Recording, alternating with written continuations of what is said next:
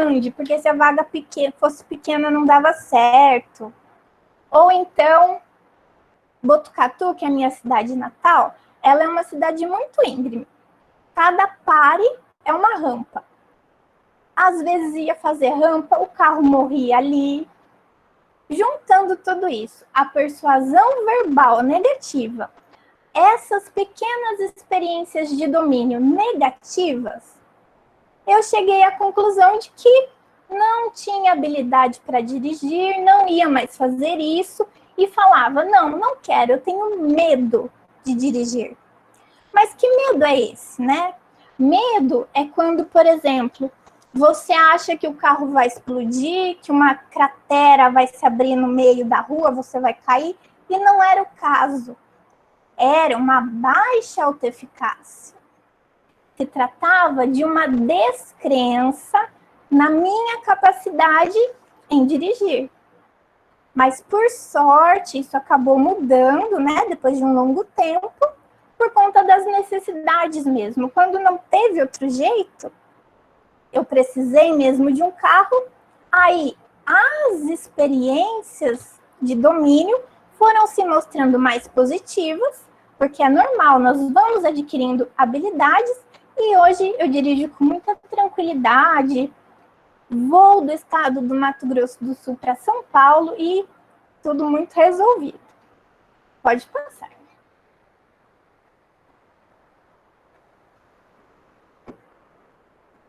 Até aqui nós já vimos que a autoeficácia ela pode limitar, que ela pode impedir as ações das pessoas. E isso também no contexto da ação pedagógica.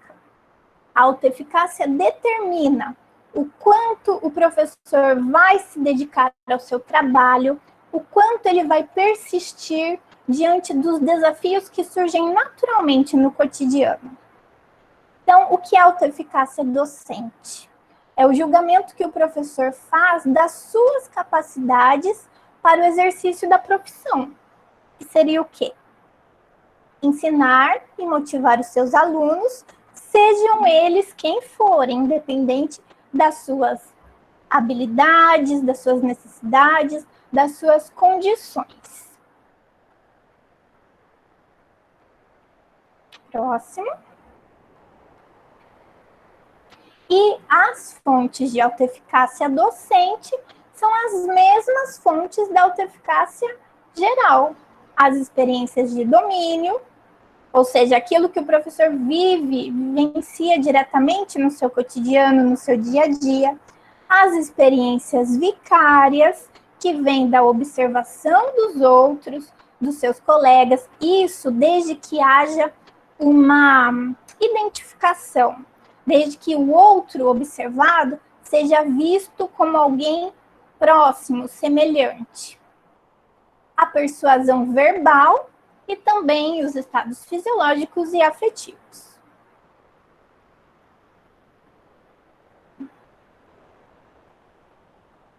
Quando nós pensamos na inclusão escolar, nas práticas inclusivas, é unânime a queixa dos professores em relação à formação. Eles dizem que não estão preparados, que na formação inicial, na formação continuada, não adquiriram os conhecimentos necessários para essa inclusão. A falta de preparo é algo assim muito frequente, uma queixa extremamente frequente no público, nos professores.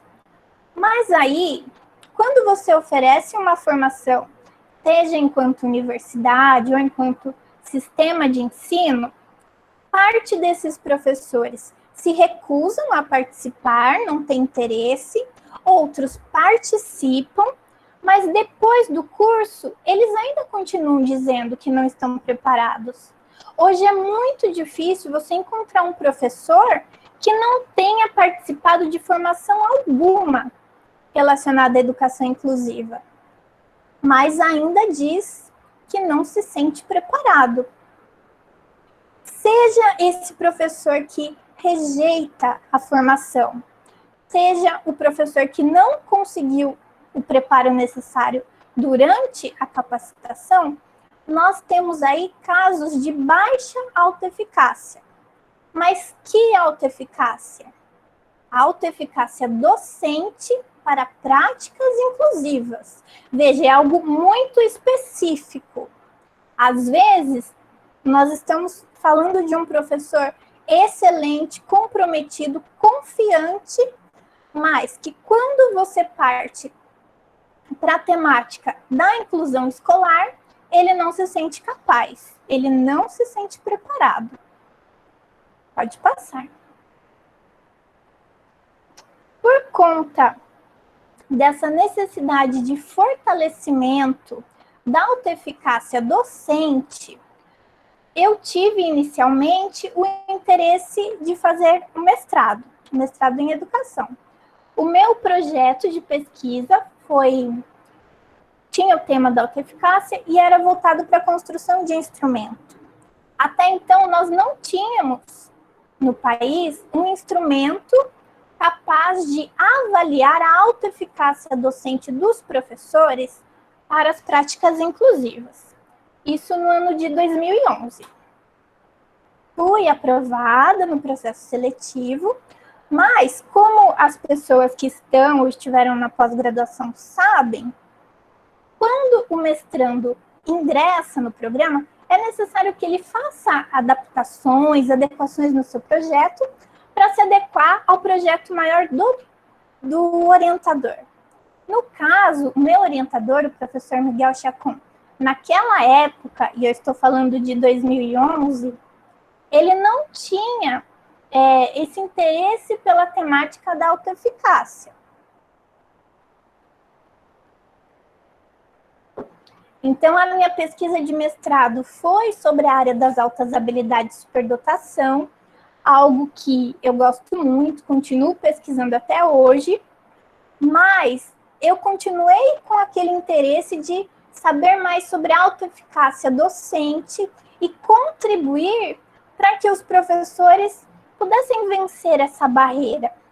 Porque não adianta um professor participar lá de vários cursos e sai como se não tivesse feito nada, sentindo que aquilo não valeu de nada para a sua prática cotidiana.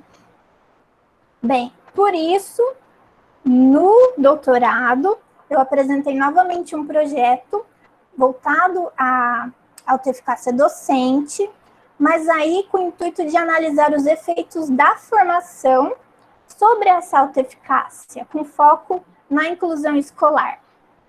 Aí fui aprovada e o orientador, novamente, o professor Miguel Chacon, ele aceitou esse desafio de pesquisar algo novo para ele também, né? Pode passar. Ainda hoje, nós temos poucas pesquisas nacionais sobre autoeficácia docente para práticas inclusivas.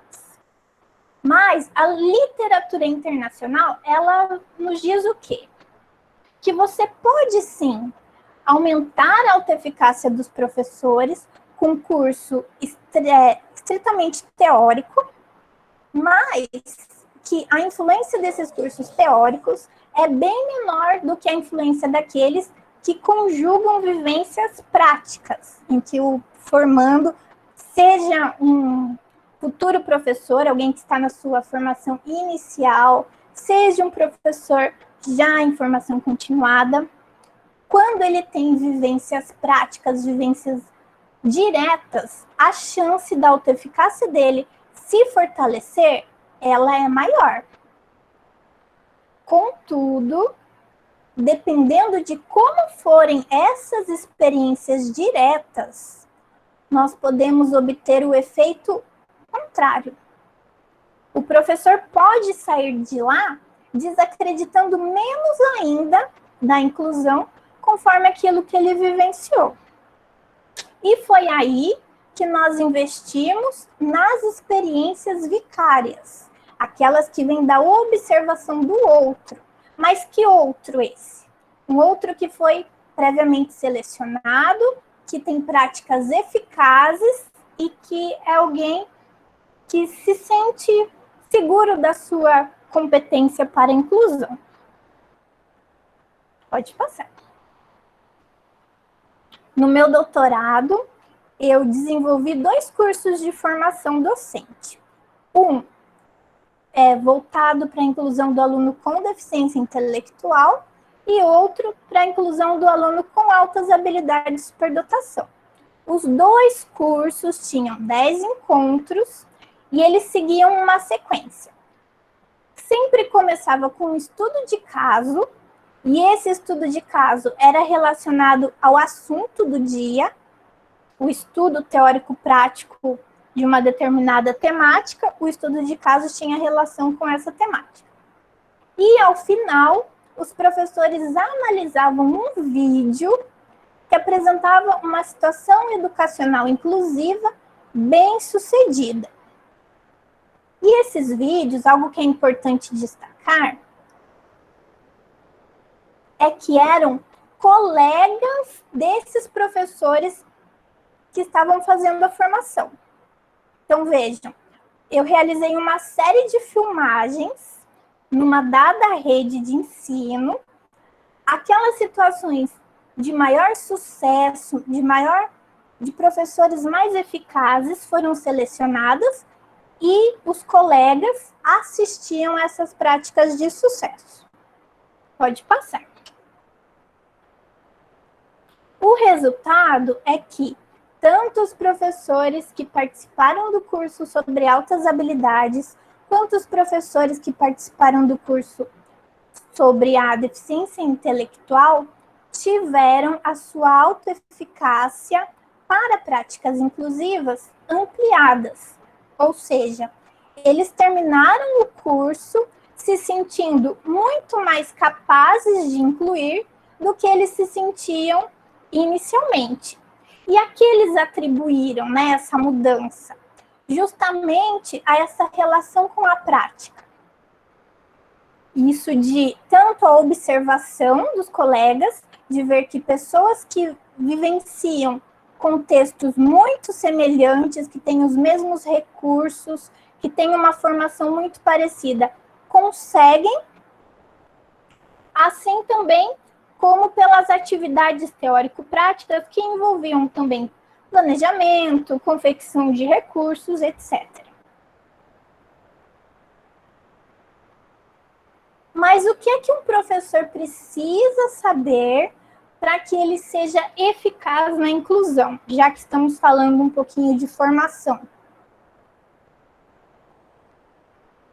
Se eu espero uma prática inclusiva bem-sucedida, ele precisa saber o que é isso, né? O que é uma prática inclusiva bem-sucedida? É aquela em que a finalidade é claramente a aprendizagem e o desenvolvimento dos alunos, de todos os alunos. Se eu tenho lá o meu aluno público da educação especial num canto, pintando um palhacinho para passar o tempo, essa prática não é inclusiva. Não é a aprendizagem, não é o desenvolvimento dele que está em questão no desenvolvimento dessa atividade. Os alunos, eles são acolhidos em suas diversidades. Isso significa que as necessidades são atendidas. O professor, ele olha para a individualidade daquele aluno, o que é que aquele aluno precisa para que ele aprenda, para que ele se desenvolva. Há uma interação positiva entre os colegas e a positividade dessa interação depende muito da postura do professor, o como o professor recebe, o como o professor se relaciona com o aluno público da educação especial. Também que todos participam das atividades propostas ao grupo. Isso não significa que esse aluno não pode ter adaptações nos recursos, na metodologia, mas aquilo que ele realiza está dentro do contexto maior, o contexto das atividades desenvolvidas pela turma. Pode passar.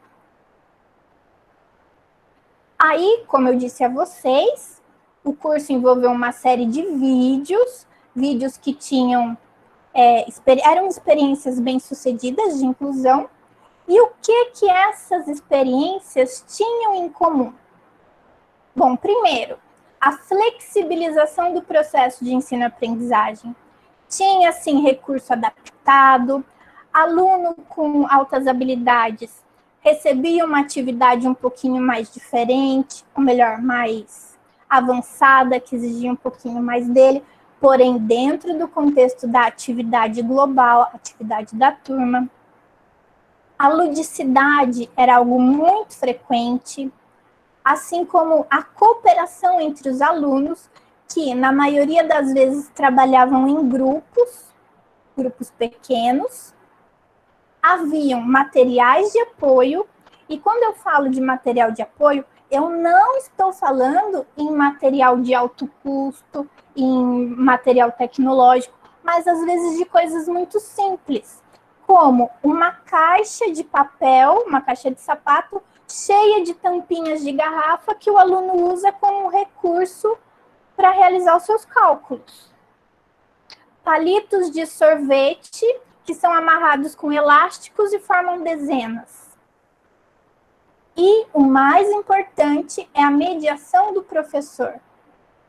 Nessas situações, o professor ele estava muito presente, muito próximo do aluno com necessidades educacionais especiais. Porque, às vezes, o que esse aluno precisa não é de um recurso super sofisticado, não é nem de uma adaptação na atividade, mas sim uma explicação diferenciada, um contato mais próximo com o professor.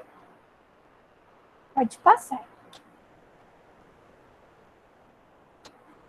Durante o doutorado, eu adaptei e validei a escala de eficácia docente para práticas inclusivas.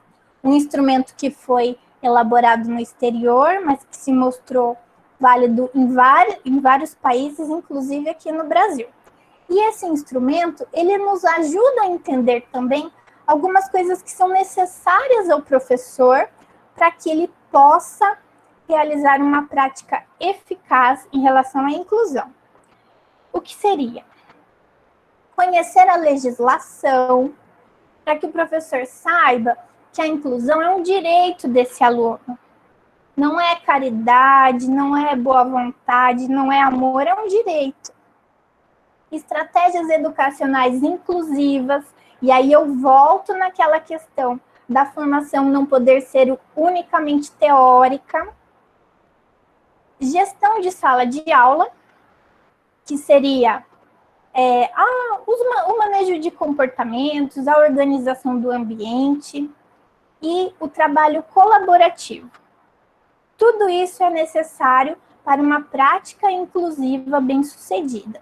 E o trabalho colaborativo, tanto com professor de AEE, atendimento educacional especializado, profissionais da saúde que atendem o aluno em outros espaços, assim também como com a família.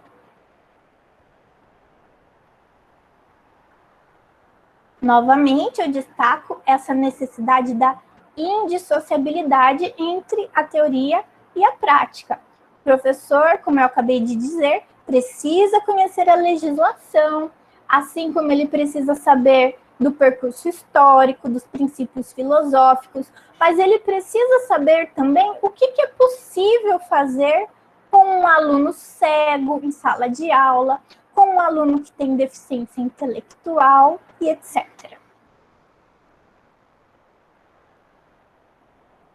Então, pensando em tudo isso, o que é que nós, formadores de professores, podemos fazer para que os futuros professores tenham aí um sentimento maior de autoeficácia?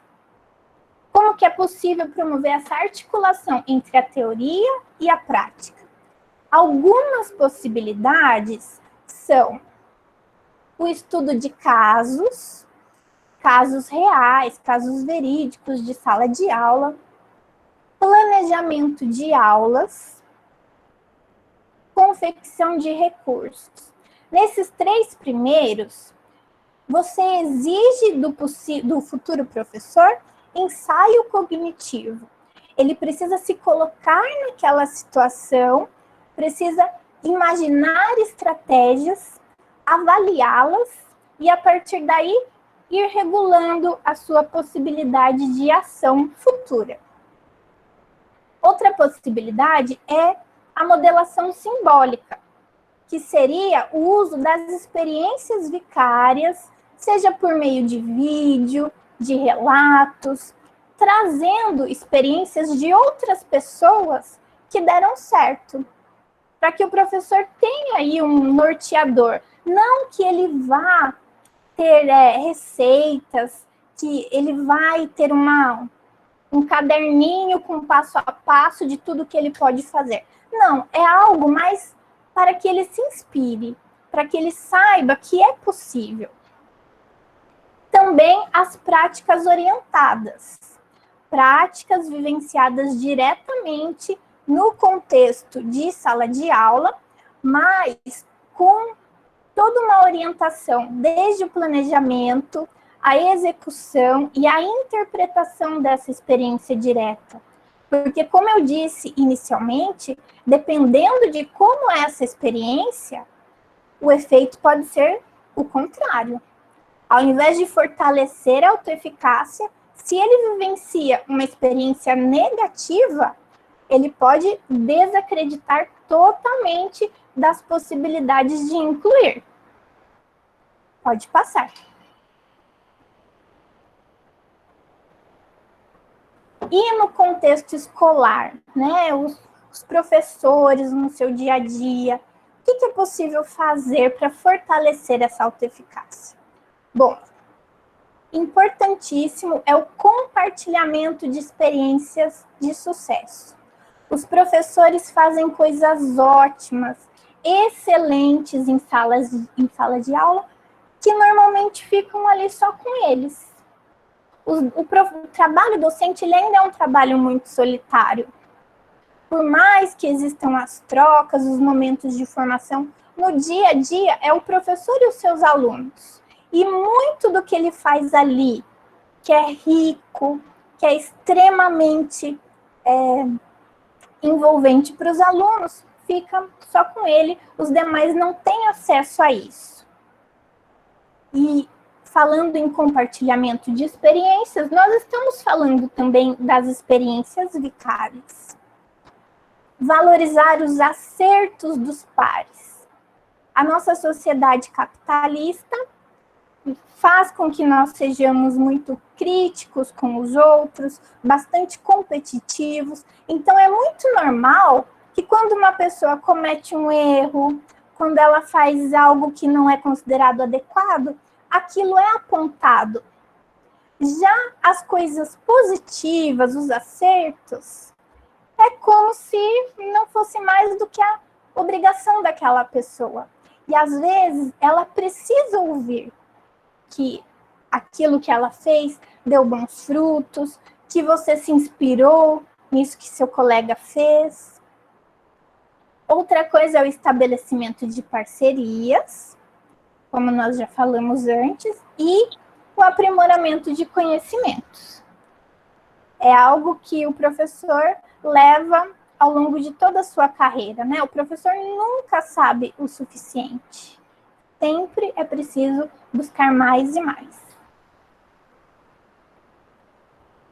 Agora, falando especificamente do contexto da pandemia.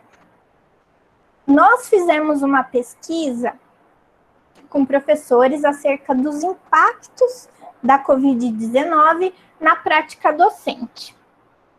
Participaram 63 professores, e aí os dados foram analisados por meio de um programa que ele quantifica as palavras mais frequentes que foram ditas por aqueles participantes. E entre essas palavras mais frequentes, nós temos dificuldade, ansiedade, falta de tempo, medo, angústia, estresse, saudade, sobrecarga. Vemos aqui uma série de sentimentos negativos desencadeados pela pandemia, que certamente afetam o cotidiano do professor. Aí, pensando lá, vamos voltar lá nas fontes de autoeficácia. Os estados fisiológicos e afetivos. Como é que está o professor afetivamente, fisiologicamente? Muitos adoeceram, tiveram parentes adoecidos. Como é que estão esses estados fisiológicos e afetivos? Normalmente comprometidos.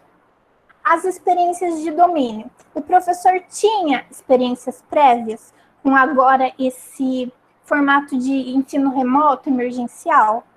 Não tinha. Essas experiências estão se construindo.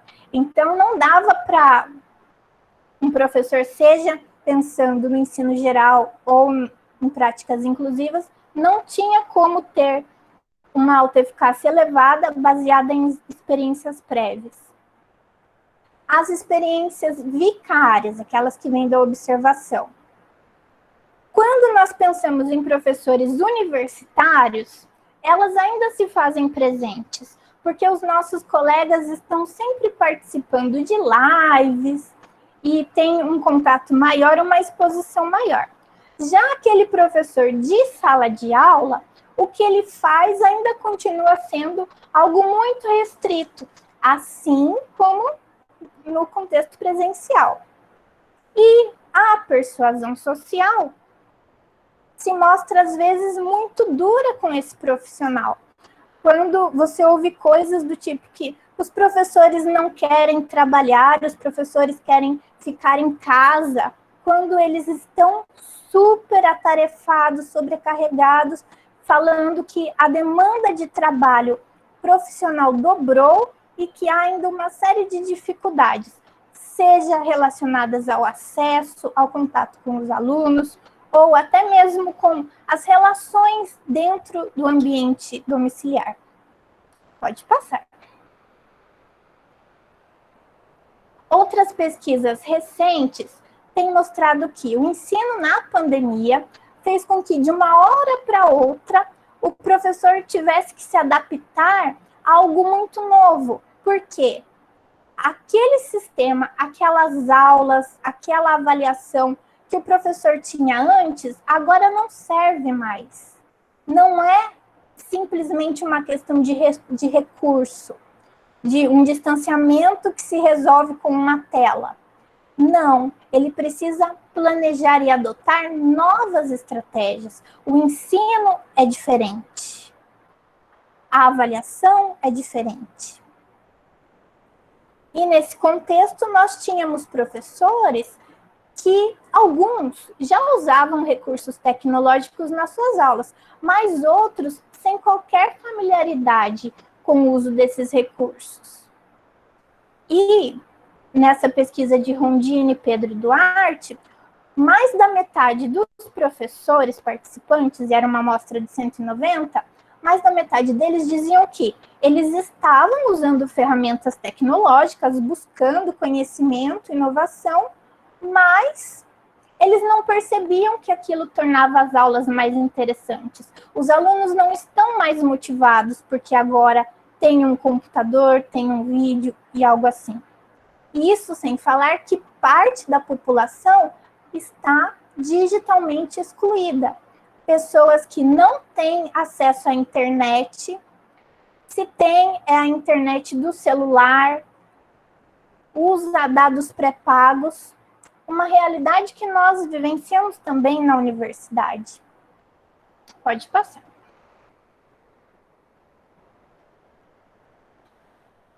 E falando do contexto em que eu vivencio diretamente, é a realidade de uma cidade do interior do estado de Mato Grosso do Sul, onde inicialmente a Secretaria Municipal estabelecia quais eram as atividades que os professores dariam aos seus alunos por um período de 15 dias.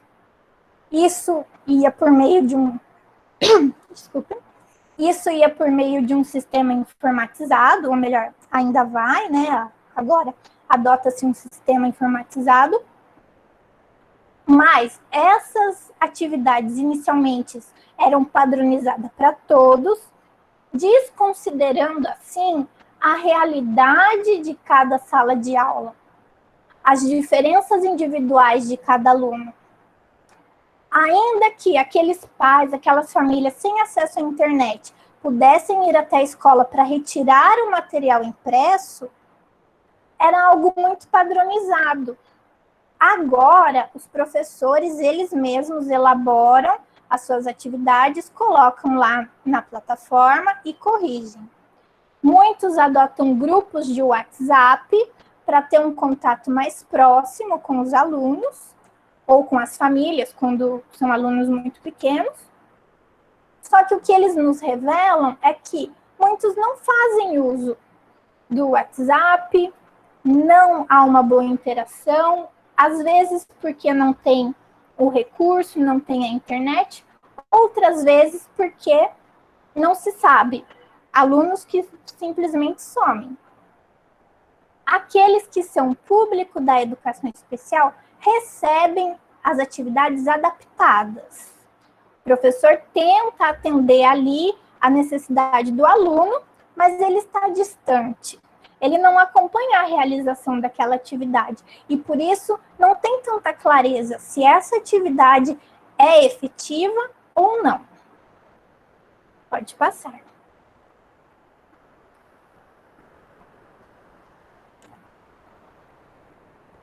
Pensando assim, no contexto geral, não necessariamente na autoeficácia, na educação inclusiva, no contexto geral. Temos a ausência de mediação direta do professor com seus alunos, algo que é indispensável, tanto para a inclusão escolar quanto para a educação geral. E temos esses alunos que desaparecem. Não vão até a escola retirar as atividades, ou até retiram, depois não devolvem, somem. Essa é uma preocupação muito forte dos professores. Pode passar. E aí, voltando lá para aquilo que nós já conversamos sobre o que faz uma prática inclusiva ser uma prática de sucesso. Tá, primeiro, flexibilização do processo de ensino-aprendizagem. Isso permanece? Sim, permanece. Os professores se esforçam para fazer as adaptações necessárias.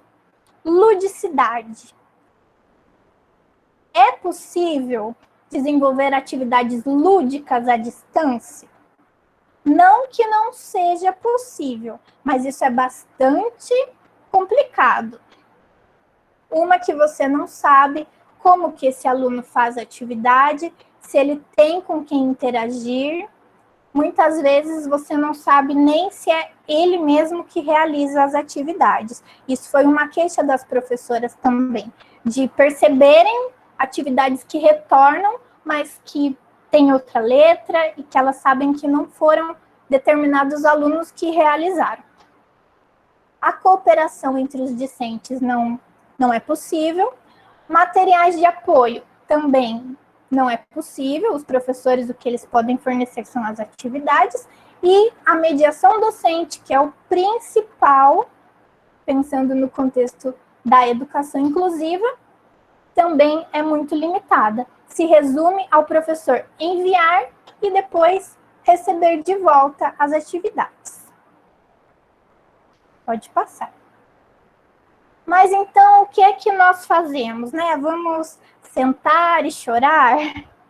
Dá vontade, mas não. Existem algumas coisas que podem ainda ser feitas. Pensando, então, enquanto formadores de professores. Só o que não é possível fazer nesse momento são as práticas orientadas, as práticas diretas. Mas nós podemos trabalhar com estudos de caso junto aos nossos alunos, planejamento de aulas, elaboração de recursos materiais, sempre tentando incentivar esse ensaio cognitivo, isso do aluno se colocar no lugar do professor.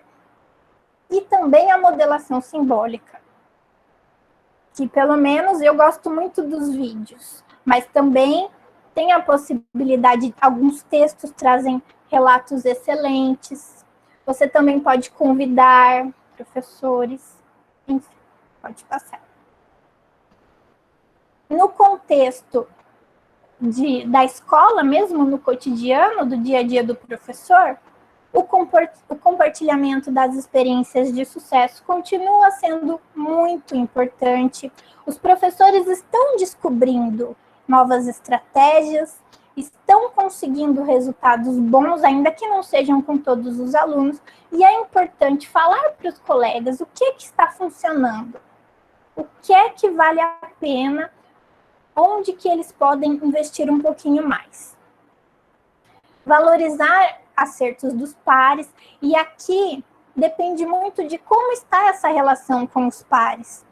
Há escolas em que os professores estão indo, mesmo sem os alunos, outras eles vão em regime de escalonamento, e há também localidades em que esses professores permanecem nas suas casas. Então, são realidades muito diferentes que influenciam bastante nesse contato e nessa possibilidade de conhecer o que o professor está fazendo e de reconhecer aquilo que o colega faz de bom.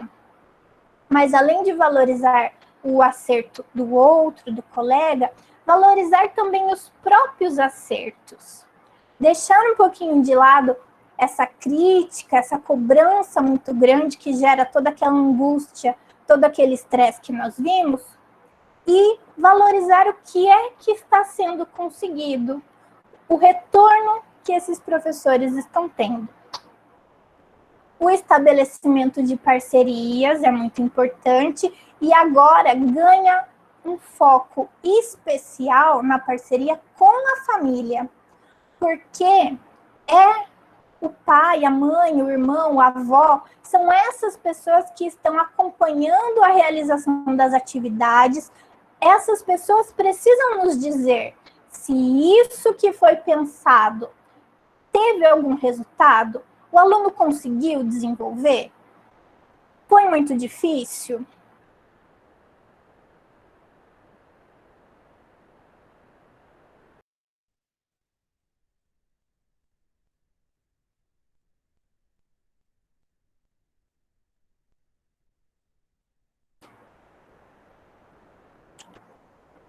Oi, voltei. Sim, estamos te ouvindo novamente, professora Bárbara. Tá, eu caí quando eu estava falando sobre a família, não foi? Você já estava entrando no aprimorar conhecimentos. Ótimo, obrigada.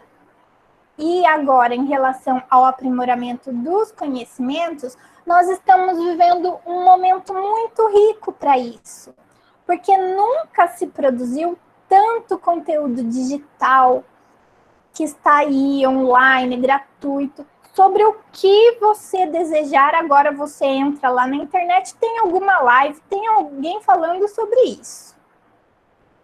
Pode passar.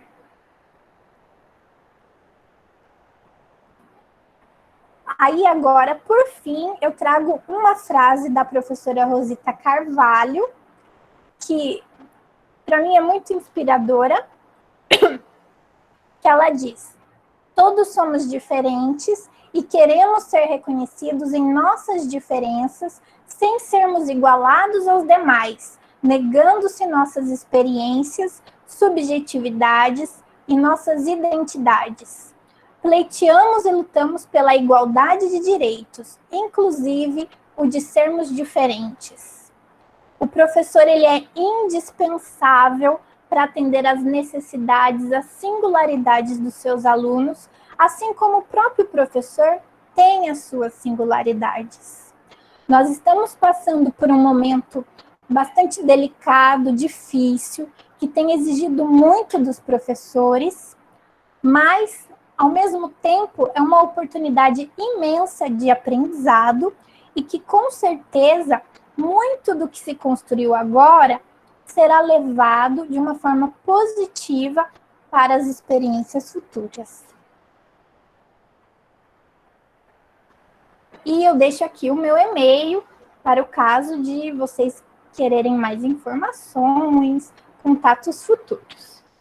Agradeço o convite, foi muito legal estar aqui e eu fico aberta às perguntas e diálogos. Obrigada, professora Bárbara. Estão me escutando? Sim. Sim? Ah, ótimo. Obrigada pela sua presença, pela sua fala, por esse aprendizado tão necessário e significativo no nosso contexto atual. E aqui tem alguns comentários e perguntas. Eu vou focar aqui em algumas perguntas. Aliás, o professor Yauchit faz as perguntas, eu foco nos comentários. Pode ser assim, professor? Pode ser sim, Carla. O senhor olhou o WhatsApp que eu enviei para o senhor algumas perguntas? Eu olhei o WhatsApp, mas eu fui tentando anotar né? aqui as perguntas. Tá? Os comentários eu não prestei muita atenção, não. Fui acompanhando, mas mais diretamente as perguntas, porque acho que essa era...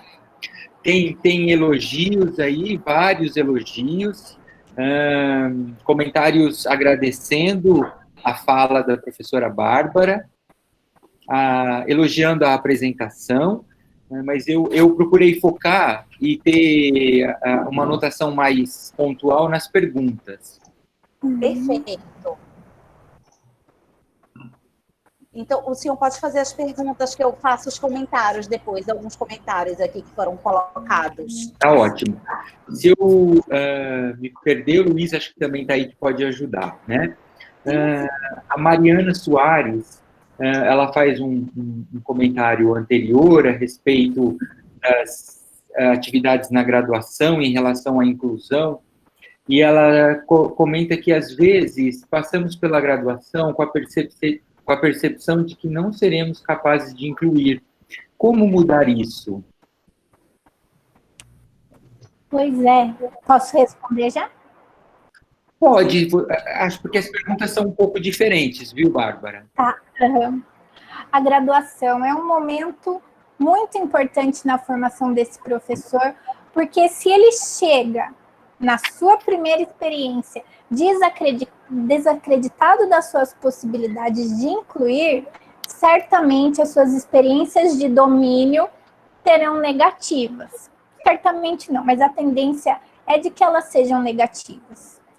Nós, formadores de professores, precisamos fazer essa articulação entre a teoria e a prática.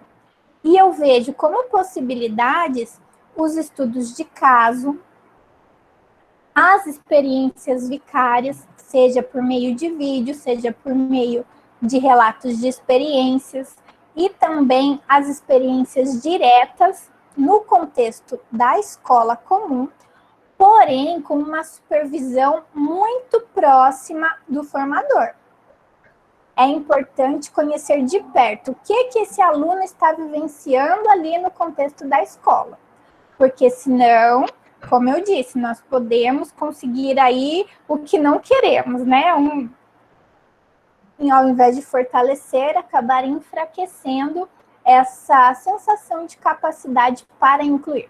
Então, eu vejo que mostrar para esse aluno que a inclusão é possível, sim, que existem situações muito positivas, dando certo, e que, dependendo do esforço, da dedicação e dessa vontade de estar sempre aprendendo,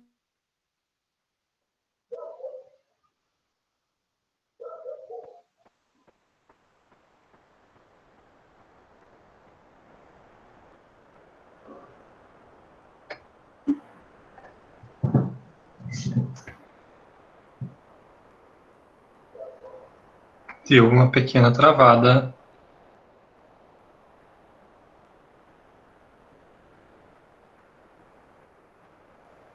professor Roberto, eu tô aqui. Ah, voltou. Voltou agora, Bárbara.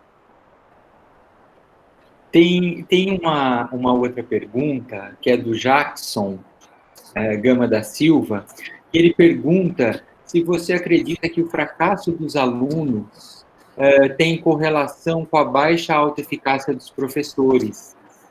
Ótima pergunta. Pode ser sim, pode ter relação, porque se eu tenho um professor eficaz, esse professor se esforça mais, esse professor compreende até mesmo o fracasso do aluno como algo não do aluno, mas como resultado da sua prática. E ele pensa em novas estratégias para reverter essa situação. Ao contrário daquele professor com uma autoeficácia baixa, que desacredita no ensino, desacredita nas possibilidades e faz justamente esse movimento de culpabilizar ou o aluno ou a família, como se ele não tivesse responsabilidade pelo processo de ensino e aprendizagem. Dando continuidade, o Fábio Batista, ele pergunta também, promover a autoeficácia docente funcionaria para melhorar as práticas docentes em qualquer situação, para além da educação especial? Sim, acredito que o Fábio está perguntando num contexto geral, né? Para além da educação especial. Não é uma necessidade, esse fortalecimento não se restringe apenas à necessidade voltada para a educação inclusiva.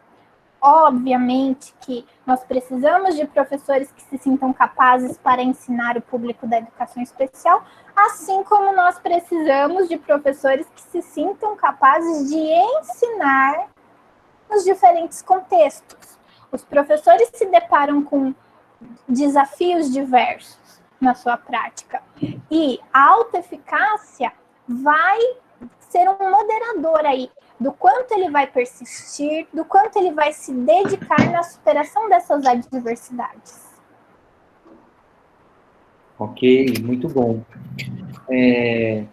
Bárbara, o Val Santos, ele comenta o seguinte, né, e pergunta também: a autoeficácia e a eficácia coletiva podem interferir na maneira como o docente organiza e lida com as práticas de ensino e aprendizagem? Sim. Aqui são dois conceitos que se aproximam, mas são distintos. Autoeficácia individual, autoeficácia coletiva. Às vezes o professor tem uma boa autoeficácia individual, mas uma autoeficácia coletiva não tão boa, e vice-versa, às vezes elas coincidem ou não. Mas sim, ambas podem influenciar toda a dinâmica do contexto de sala de aula. Certo. Tem mais duas perguntas aqui, pelo que eu estou acompanhando. A primeira delas é a do José Raimundo, que ele coloca o seguinte: diferentes níveis de autoeficácia mostram que professores interpretam e lidam com situações semelhantes de forma distinta diante da pandemia? Sim, não apenas diante da pandemia, mas de um modo geral, esses níveis de autoeficácia, se esse professor tem uma autoeficácia baixa, ele pode compreender como falta de capacidade, como fracasso dele, algo que é inerente à situação.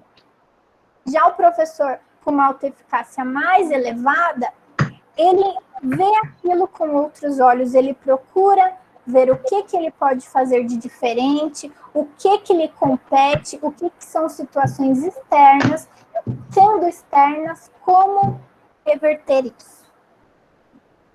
Ótimo. E até a última anotação aqui que eu fiz, tem uma pergunta do Gilmar Galvão que ele coloca: considerando a inclusão, você acredita que os pais estão com autoeficácia baixa nesta pandemia? Se os pais estão com autoeficácia baixa, Isso. Eu não tenho estudos suficientes para responder sobre a autoeficácia dos pais. Mas o que nós vemos é que os pais, eles se sentem um pouco pressionados, porque eles têm aí uma nova demanda, que é o acompanhamento mais próximo, Porque, é claro, o pai sempre tem essa função de acompanhar a escolarização do filho, mas agora eles são aí responsáveis muitas vezes por interpretar, explicar e acompanhar e avaliar tudo, uma série de coisas que não é competência deles, né? O pai não tem estudo, o pai não tem formação para ser um professor e às vezes acaba se vendo nessa situação. Em relação às perguntas aqui do chat, eu acho que é isso. Carla, você notou alguma coisa diferente? Oi, professor. Não, as perguntas são as mesmas que eu fiz o registro aqui.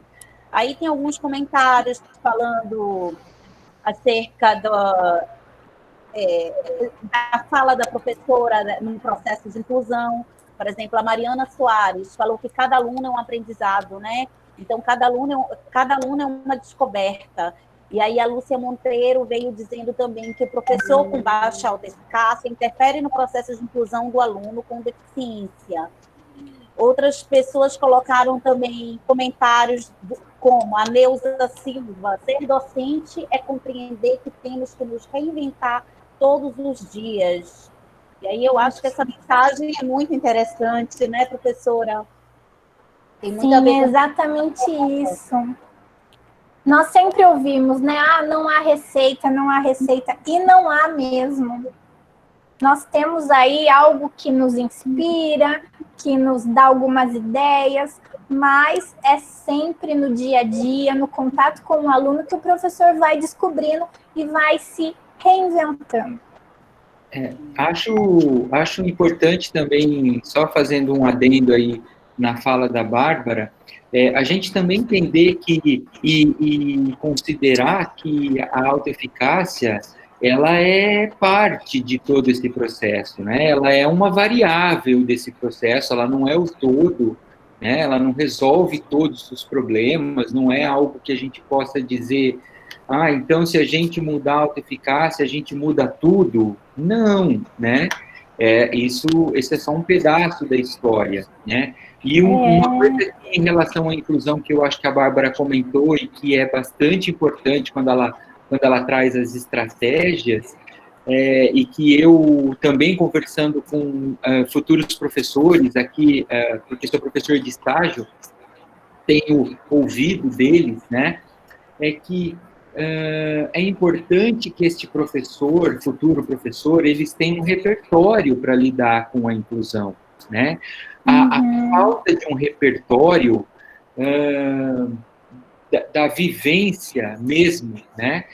Isso dificulta muito, porque o próprio Bandura já disse que é importante que a gente tenha as ferramentas necessárias para poder, de fato, ter um bom resultado, né? Acreditar sem ter conhecimento, sem ter experiência, sem ter outros elementos que compõem a ação do professor, é uma crença no vazio, né?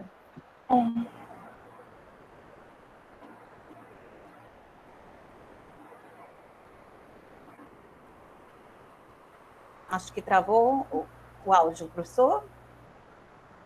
Acho que travou. Acho que foi terminado. Não, era um pouco isso que eu queria só fazer esse complemento, porque acho importante a gente olhar quando lê, quando estuda a autoeficácia, porque de fato é algo muito apaixonante, né? E às vezes a gente acaba olhando para isso num sentido muito absoluto, quando na verdade a gente deve relativizar um pouco o papel da autoeficácia, né? Ela é essencial, ela é fundamental. A literatura já mostrou isso para a gente, e na questão da inclusão, eu entendo que isso parece que ganha um colorido ainda mais especial, né? Mas ela é importante que ela seja considerada num contexto maior também, né? Muito bem observado, professor. Sim. Tem que ter habilidades e competências necessárias, né? além de acreditar, ter uma autoeficácia elevada. Não dá para ter só autoeficácia elevada, né, professor? Senão, na primeira experiência de domínio, pronto, vai tudo por água abaixo. Vai.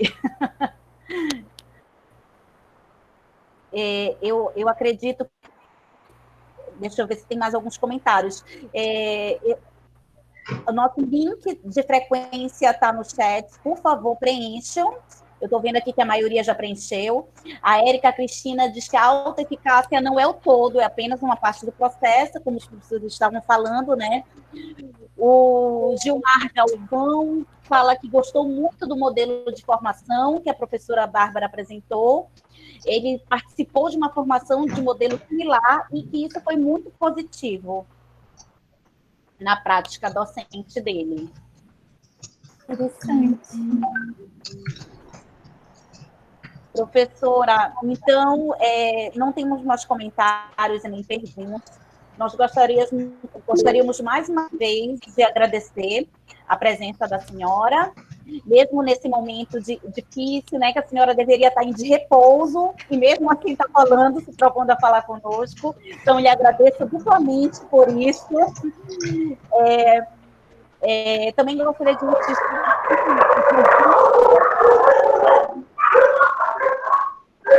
vários participantes de vários cantos do Brasil. Isso é muito legal, isso é algo que vem sempre presente nas nossas lives, né? Pessoas de vários cantos do Brasil representando, isso é bem legal, essa interação. Então, a gente agradece muito a participação de vocês. E também agradecer todas as pessoas que estão aqui no processo de organização desse momento, né? O pessoal do NEAC, do GEITESP, do TSPE. Falei certo? Ou falei paraense? Falou certo, só faltou o C do TSC. Ah, perdão. E pode falar paraense que fica bonito. Ficou bacana, gostei. Vamos marcar. Vamos combinar de trazer alguém de outra região agora para falar outro jeito. Com certeza, a gente pode, inclusive, gravar esses áudios para depois a gente compartilhar, que fica bem gostoso essa escuta. Então, muito obrigada a todos. Tati, você quer falar mais alguma coisa? Só gostaria de agradecer a presença da professora Bárbara. Obrigada pela sua contribuição, por compartilhar conosco um pouco do seu saber, do seu conhecimento, das suas pesquisas. Muito obrigada pela interação. E a gente fica muito feliz de ver pessoas de diferentes cantos do Brasil aqui conosco, né? Nós estamos, cada qual, em um local específico, compartilhando ideias afins. Isso é muito estimulante para a gente. Muito obrigada pela presença de todos vocês, pelo apoio do pessoal da Unesp, professor Roberto, professor Roraima, que está sempre aqui nos apoiando também, os nossos grupos aqui do Pará, o GEITESP, o NEAC. Muito obrigada a todos vocês, alunos, professores que estiveram presentes. Obrigada mesmo. Liguem as câmeras para a gente fazer uma foto bonita para divulgar. Enquanto o pessoal liga as câmeras, pessoal, não se esqueçam de acessar a nossa revista, tá? Tem informações muito legais lá sobre várias pesquisas na teoria social cognitiva em com diferentes focos, tá bom? Que legal. Eu coloquei o link aqui coloquei o link aqui nos comentários também. Problema. Ótimo. Já aproveitei e coloquei aqui, é bacana. Muito bom, a gente vai compartilhar. Obrigada por vocês terem nos lembrado sobre a revista, bem importante. A gente vai dar uma consulta. Eu não lembrava mais da revista de vocês. Muito obrigada por vocês terem nos lembrado mais uma vez. Vamos compartilhar. Vamos publicar juntos. Com certeza. Pronto, eu acho que eu tirei foto aqui de todas as telas. Então, seus rostinhos vão aparecer nas nossas redes. Muito bom. Então, é isso, né? Carlinha, já pode finalizar? Sim. Você pode fechar. Eu quero agradecer o convite de vocês. Foi muito gostoso estar aqui, agradecer as perguntas, os comentários. Acho que desde o final de agosto que nós estamos tentando combinar a data e sempre acontece alguma coisa, um imprevisto. Hoje choveu a tarde inteira, eu estava em pânico, eu pensava, pronto, a internet não vai funcionar, mas correu tudo bem e eu agradeço a oportunidade de estar aqui com vocês. Professora, a sua preocupação era nossa também em relação à internet. A nossa região costumeiramente chove, e nesse período chove mais ainda. Então, isso influencia toda a nossa rede, né, de internet. E a nossa preocupação também era essa, se falhasse a internet. Mas ainda bem que nós, enquanto grupo, pensamos num plano B, num plano C, então nós já tínhamos outras possibilidades aí. Mas assim que a gente não ia sem assistir, sem lhe prestigiar. Então, gente, obrigada a todos mais uma vez e todas. Gratidão, professora Bárbara, por esse momento especial conosco, de compartilhar esses saberes tão importantes e significativos, né, para a nossa prática. E em breve nós iremos enviar os certificados, ainda essa semana. Tá bem? Obrigada a todos. Obrigada, boa noite. Obrigado, pessoal. Boa noite. Boa noite.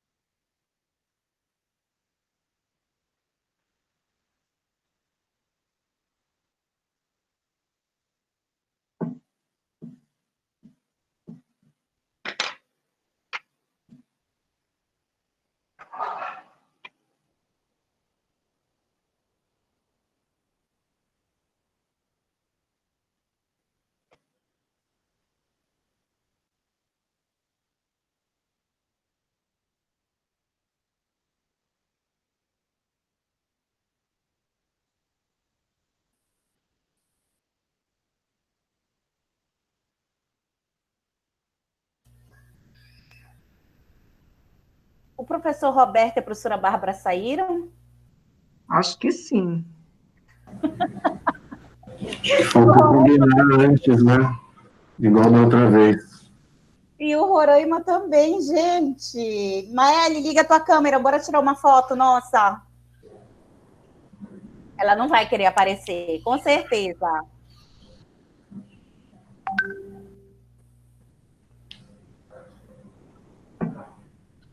Maeli.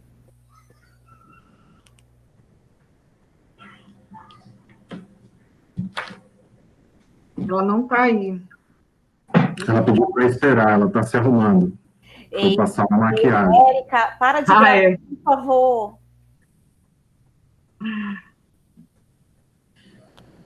Ela está dizendo que está com problema na câmera e está entrando pelo celular.